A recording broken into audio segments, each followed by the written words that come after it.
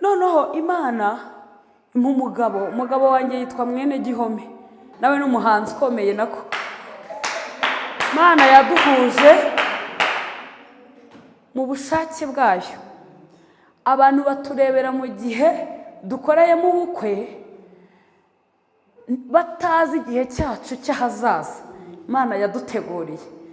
Tubana umwe yarakoze akazi ko mu rugo akorera 5, wajya agaheka abana Nyamirambo akorera 5, hanyuma aza kuva muri ako kazi niwe wamenyaga umuryango w'iwabo ko niwe muhungu wari uhari ugomba kumenya iwabo. Hanyuma agakora akazi ko mu rugo karamurambira, aza kuba hariya Nyanza ya Kicukiro atunzwe n'ibyo kurya byo muri Ruviri. Abantu bakera barahazi Ruviri, ahantu bamenaga ibintu byarangije manda, byabaye expired. Abari byo toragura akabirwanira na mayibobo, ariko Imana ikajya imuvugaho ngo nzakugira umukozi wanjye ugize gute ukome. Nanjye inkura mu buvumo, yego ntafite icyerekezo. Ngaho ibaza abo bantu babiri babanye mu mujyi wa Kigali, nta cyerekezo cy'umuryango, nta cyerekezo cyo kuvuga ngo wenda ejo hazaza uretse ijwi twumvisha. Inzara yaranyishe, yewe nabayeho ntafite aho kuba igihe kinini bitewe n'ubuzima. Mba mu buvumo ariya za Jangwani, mba mu rusengero, ariko Imana ikambwira ngo mwana wanjye nzakugirira neza. Noneho nareba ko iyo ngize amahirwe nkabona umuntu uri kurya umwembe agata ibishishwa by'imyembe hasi, nabaga mbonye ifunguro ryo kurya. Basi wabanjije ukampa ibyo kurya nkarya ngahaga, ukazabona kumbwira ibindi. Reka mbabwire rero mbamenera ibanga. Nkajya numva hari n'uwamirindazi yaba nkoreye umunsi mukuru. Nashyingiwe mfite ibiro 38, mbyara umwana wa mbere nari mfite ibiro 54, kandi mbyara umwana munini cyane. Noneho bakajya babwira umugabo wanjye ngo ujye ugenda umufashe umuyaga utazamugurukana.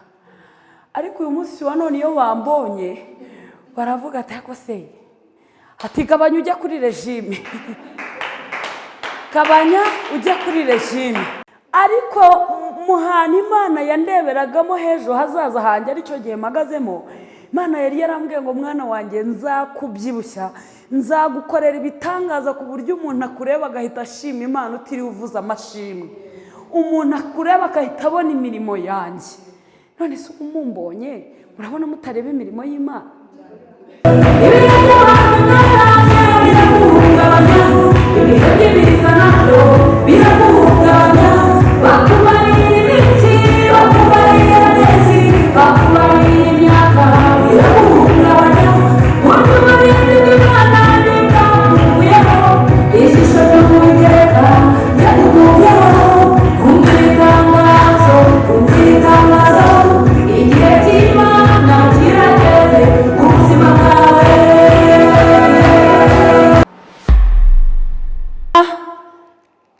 Igice cya 5 turasoma duhereye ku murongo wa 6, turongera dusabe undi muntu mu iteraniro adusomere mu gitabo cya Yobu igice cya 13 murongo waho wa 1 n'uwa 2. Dusome duhereye ku murongo wa 6. Ubutumwa bwiza ko bwanditswe na Yohana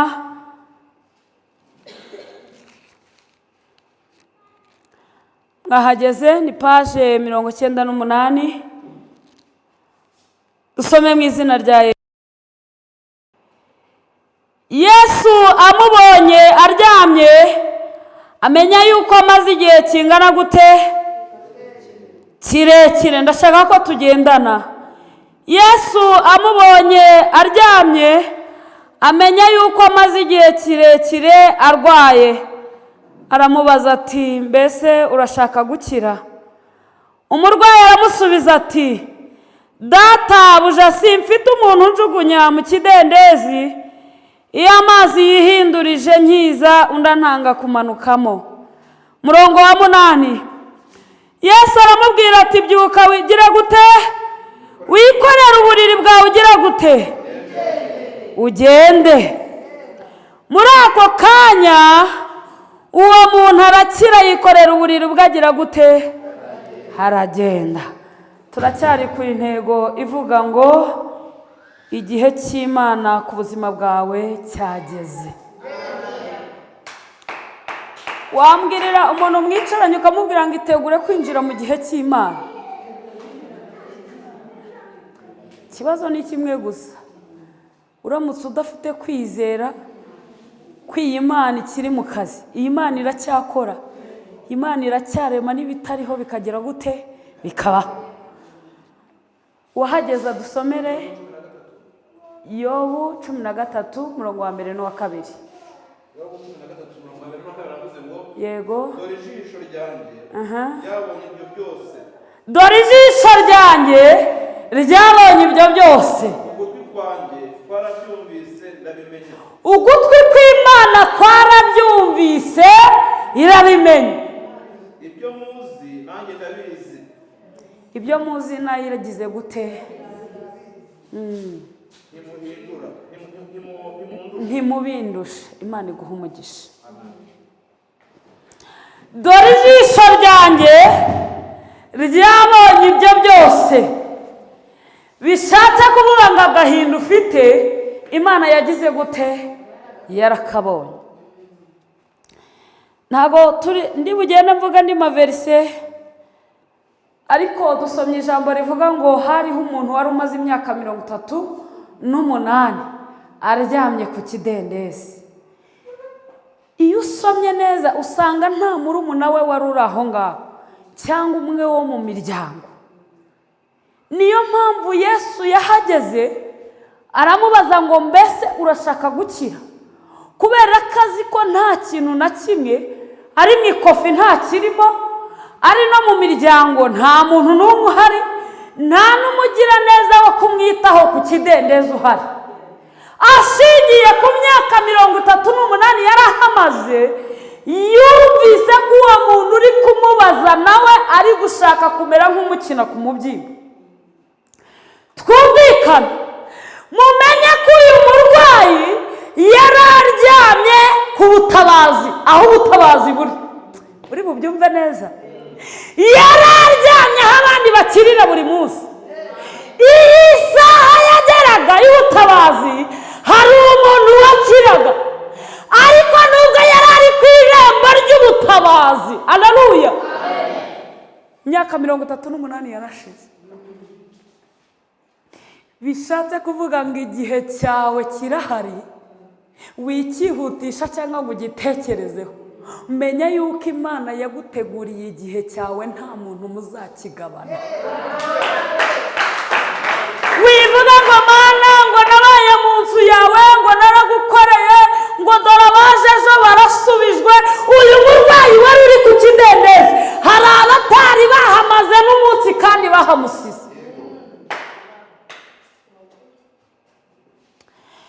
Yesuwa igice cya 14 harimo amagambo avuga ngo yewe Yesuwa we ntabwo unyibuka, ntabwo wibuka iby'Imana yamvuzeho turi Kadeshi Barune. Abisirayeli bakizerera mu butayu, ubwo amaso yatwoherezagaho abagabo 10 b'Abisirayeli bakazana inkuru y'iterabwoba, bakavuga ko Abanaki bababonye bakabona ari nk'inzige kuri bo.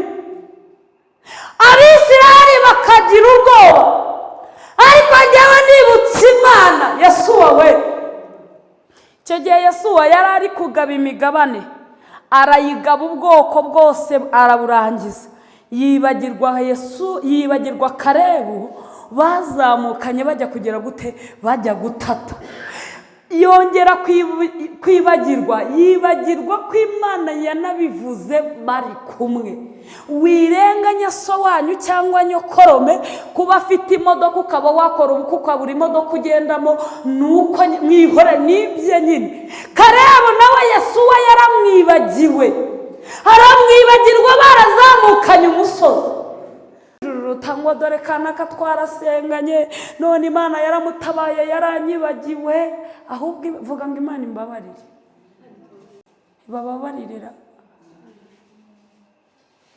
Kareba aravuga ngo njyewe sinaceceka, azamura urutoki mu ruhame aravuga ngo yewe Yesu wowe ntiwibuka icyo Imana yamvuzeho igihe Abisiraheli twavanaga ku musozi, twajyanye tugiye gutata, abagabo 10 bakazana inkuru y'iterabwoba bakabwira Abisiraheli ko nta uwo musozi batawugeraho, ko babonye abagabo banini b'Abanaki birebaga bakabona ari nk'inzige kuri bo.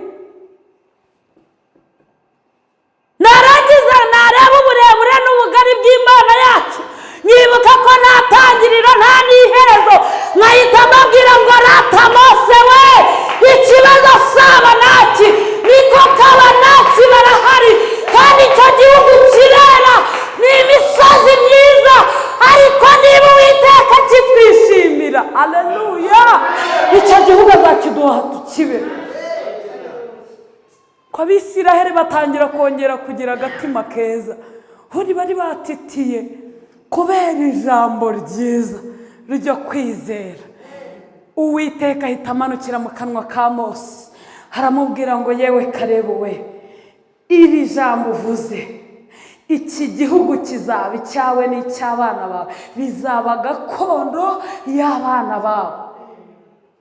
Aba bagabo 10 bose nta n'umwe uzagikandagiramo, ariko wowe kubw'ijambo ryiza ryo kwizera uzakigeramo, ibe gakondo yawe n'iy'abana bawe.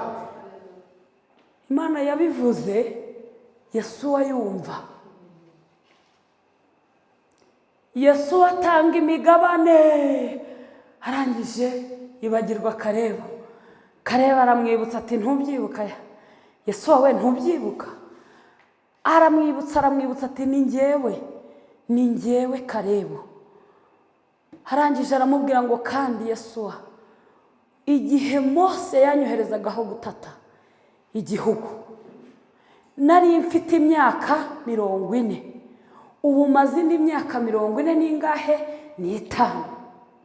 Imbaraga najyanye gutata igihugu n'uyu munsi ndacyazifite. Bishatse kuvuga ngo ibiguhiga si ubu ngubu bizamutse, ahubwo ukiri no mu nda ya mama wawe byari bihari. Ibitara kwishuri mu nda ya mama wawe, umva icyo nshatse kukubwira, ibitara kwishuri mu nda ya mama wawe nibikwicira ku kiriri, nibikwica ukambakamba, humura amaboko y'Imana aracyari ku buzima bwawe. Tuza wigira ikibazo, nireba ku bantu igihe cyawe gifitwe n'Imana. Mbwirira umuntu mwegeranye ngo itegura kwinjira mu gihe cy'Imana.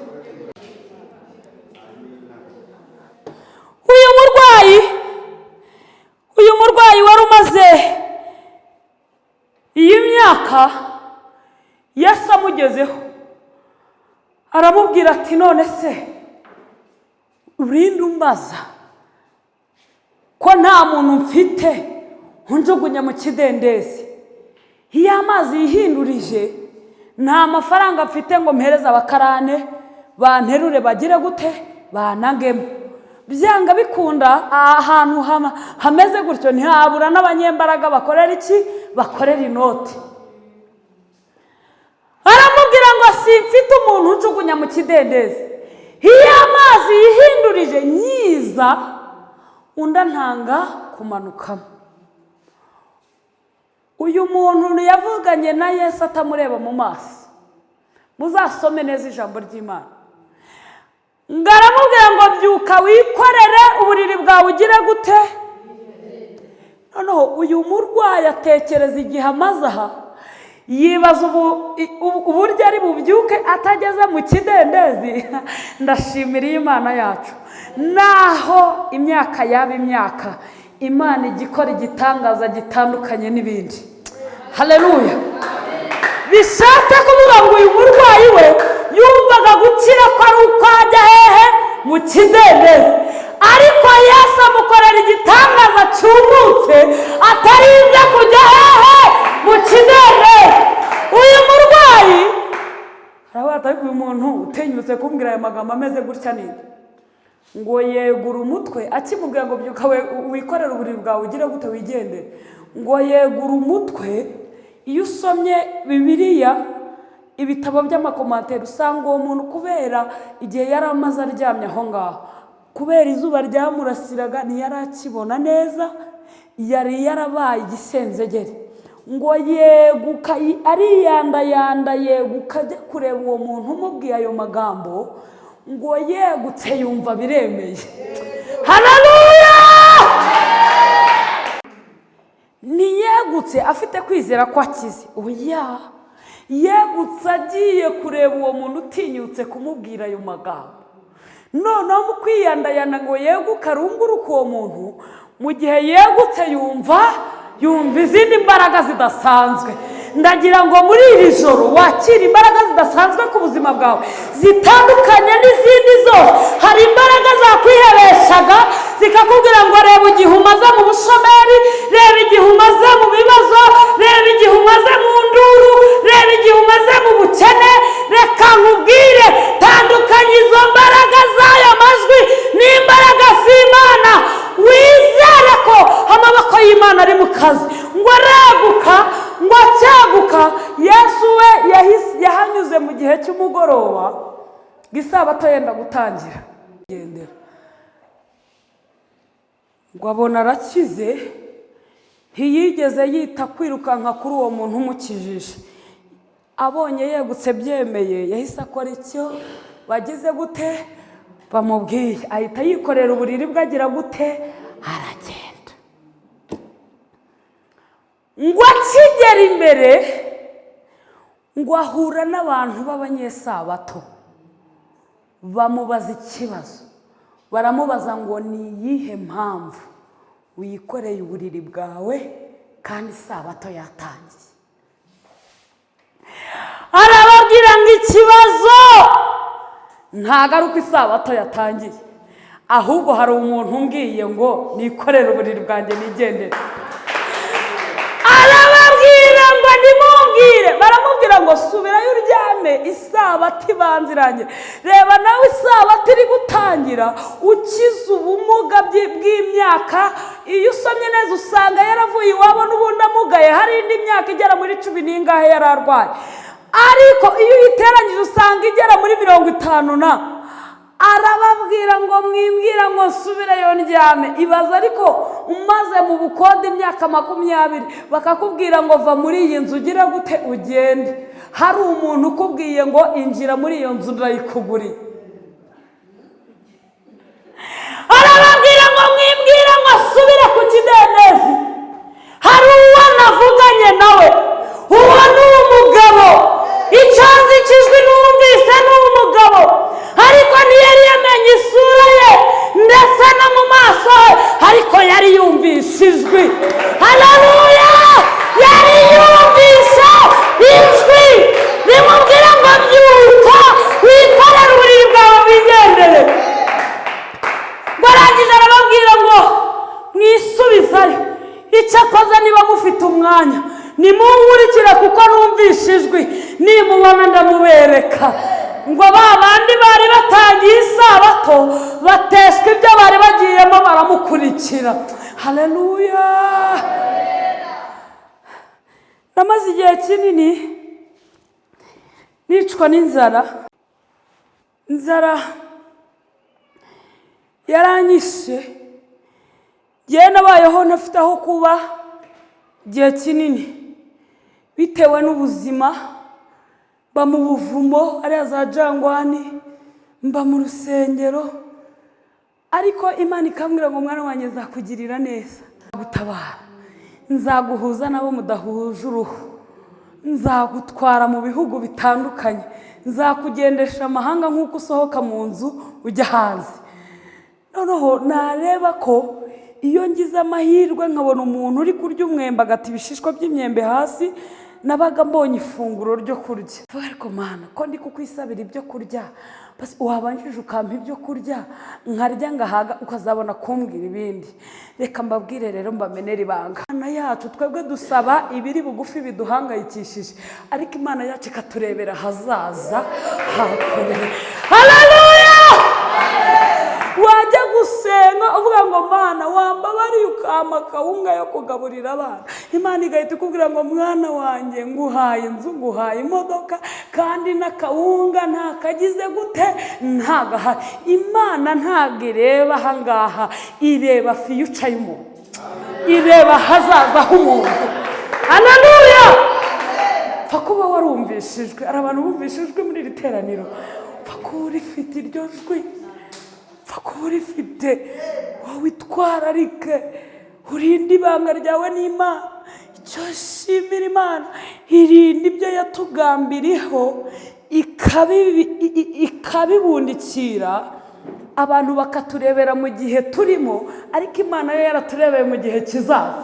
Abantu batwitegereza mu gihe duhagazemo, ariko Imana yo yaraturebeye mu gihe kizaza. Niyo mpamvu ikubwira ngo mwana wanjye ndagukunda, uri umuntu ukomeye. Bitewe n'iki? Irimo irareba ejo hawe hazagira gute, hazaza, ikareba aho umuryango wawe hazaza. Haleluya!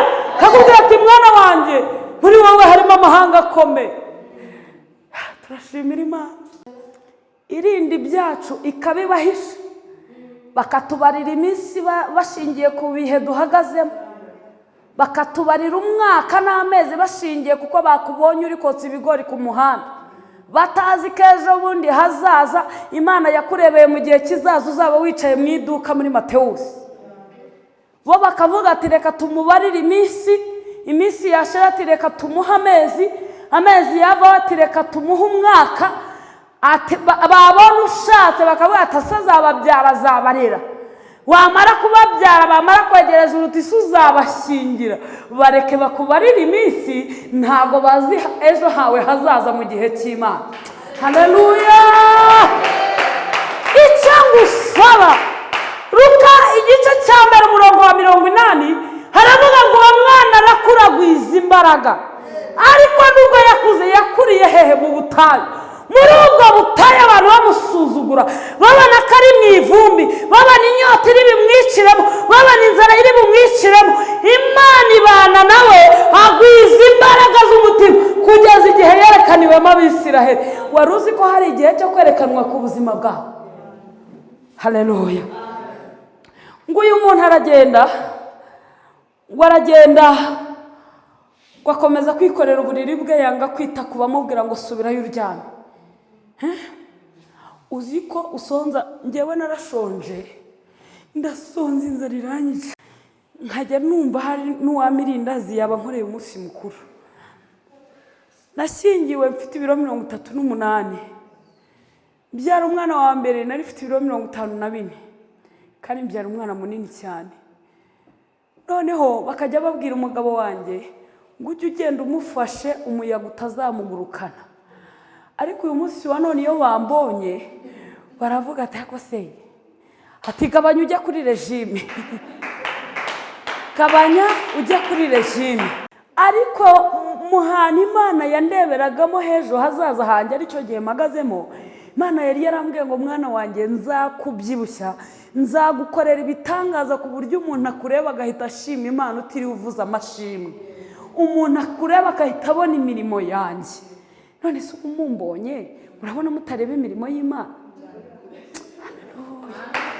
Haleluya! Imana ishimwe. Ngo maze ngo uwo murwayi umura Imana narashyingiwe, reka mvuga ko kantu. Noneho Imana umugabo wanjye yitwa Mwene Gihome cyangwa Izabisiribanga, nawe n'umuhanzikazi, nawe n'umuhanzi ukomeye nako. Imana yaduhuje mu bushake bwayo. Abantu baturebera mu gihe dukoreyemo ubukwe, batazi igihe cyacu cy'ahazaza Imana yaduteguriye. Tubana umwe yarakoze akazi ko mu rugo akorera 5, wajya gaheka abana i Nyamirambo akorera 5, hanyuma aza kuva muri ako kazi niwe wamenyaga umuryango w'iwabo, ko niwe muhungu wari uhari ugomba kumenya iwabo. Abo yapfuye muri jenoside. Hanyuma agakora akazi ko mu rugo karamurambira, aza kuba hariya Nyanza ya Kicukiro, atunzwe n'ibyo kurya byo muri Ruviri, abantu ba kera barahazi Ruvira, ahantu bamenaga ibintu byarangije manda, byabaye expired, akaba ari byo atoragura akabirwanira n'amayibobo. Ariko Imana ikajya imuvugaho ngo nzakugira umukozi wanjye ugize gute ukome. Nanjye inkura mu buvumo, yego ntafite icyerekezo. Ngaho ibaza abo bantu babiri babanye mu mujyi wa Kigali, nta cyerekezo cy'umuryango, nta cyerekezo cyo kuvuga ngo wenda ejo hazaza, uretse ijwi twumvishe gusa. Hahirwa abantu bumveka. Haleluya! Imana iraduhuza turabana. Mu mwaka wa mbere tuba turabyaye, akana kakiri agahinja tuba dusamye wa kabiri, batangira kuvuga ati muraje murebe akabasazi babiri birirwa mu nsengero, icyo bashoboye ni ukubyara, muraje mubarebe biruka ku musozi. Ariko nagira ngo mbabwire uyu munsi wa none, ubu ntambuka muri karitsiye bakavuga ati dore mabuja agize gute aratambutse. Ubu nta muntu watinyuka kuvuga ngo dore ba bantu muraje mubarebe biruka ku musozi. Imana yaduhaye ubuzima, iduhindurira amateka, idukura mu bukode, iduha amazu turatura. Umugabo wanjye agira iduka, acuruza bene aya matelefone ya smart, nanjye ngira ibyo nkora. Iyi Mana rero reka kuyibazaho cyane, reka no kwibaza iminsi abantu bakubarira. Icyo uzaba cy'Imana yakibitse mu ibanga ryayo. Tegereza igihe cy'Imana ku buzima bwawe. Abantu bategereza ko tuzaseba barabibura, bagiye kubona babona igihe Imana yateguye kitugezeho birahindutse. Babona ndabyibushye, babona ndambaye, babona ndasa neza, babona ubu none nsigaye nitwara. Baragenda ngo agiye kumva yumva ryajwi risa n'iryamubwiye ngo nabyuka yikorere uburiri bwagire gute agende. Aravuga ati yemwe mwabagabo mwe, ryajwi ryavuganye nanjye ndaryumvise, nimuze mubereke. Ngo baragenda bagera aho ari, ngo batangira kumubaza ibibazo, sindi buvuga amagambo bavuganye nawe. Ngo Yesu arangije arababwira ngo nimwumve mwabagabo mwe, data arakora nanjye ndakora bugingo n'ubu ngubu. Nanjye ndakubwiye ngo iyi Mana yacu iri mu kazi, ntago yasubitse gutabara, ntago yakwigirizaho nkana. Ijambo muri Yobu ryavuze ngo ijisho ry'Uwiteka ryabonye ibyo byose, ibyo biri kukubaho Imana yarabibonye. Iravuga ngo kandi ugutwi kwayo kwarabyumvise kurabimenya, kandi ibyo biri kukubaho ntabwo ubiyirusha kuko irabibona ku manywa na nijoro. Hongera ugwize imbaraga z'umutima, utegereze ijambo Imana yavuganye nawe ku buzima bwawe, umaranisha imibabaro yawe gukiranuka. Igihe cyawe ku buzima bwawe Imana yateguye kirahari. Imana ibaha umugisha. Ndasoje. Hari umuntu wari ubuze imbaraga ngo ahaguruke asengane nanjye, akomeze agwize imbaraga zo kwizera, ategereze igihe cy'Imana ku buzima bwe. Urahari ngo uhaguruke dusengane Imana? Ntacyo bitwaye wireba mugenzi wawe. Wowe niba wumva wari utentebutse bitewe n'ibigeragezo ufite, bitewe n'intambara uri gucamo, haguruka ngusabire imbaraga.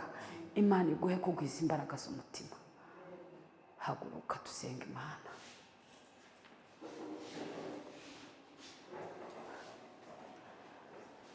Uri data wa twese mwiza.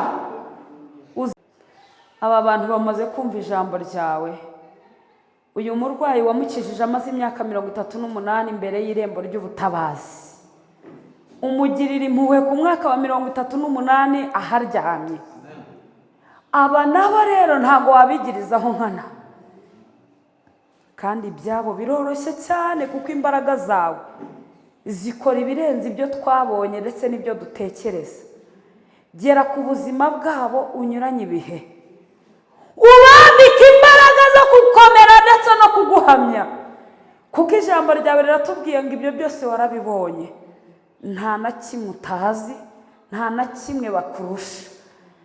Ubuzima bw'ingo zabo urabuzi, ubuzima babaye murabuzi, ubuzima bw'ubushomeri bari murabuzi, ibibazo n'intambara bafite urabizi. Uravuze ngo ntabwo babikurusha, nyemerera ubongera imbaraga, bongeye kumva ko utabataye. Mana wantabaye ukankura mu buvumo, ukamaho kuba. Mana wadukuye mu bukode tudafite epfo na ruguru, nta mbaraga z'amashuri, nta mbaraga z'amafaranga, nta mbaraga z'imiryango zihabonetse, ahubwo ukorera mu gihe cyawe nk'uko wari warabigambiriye, nk'uko wakoreye mu gihe kigana ku isabato kuri uyu murwayi.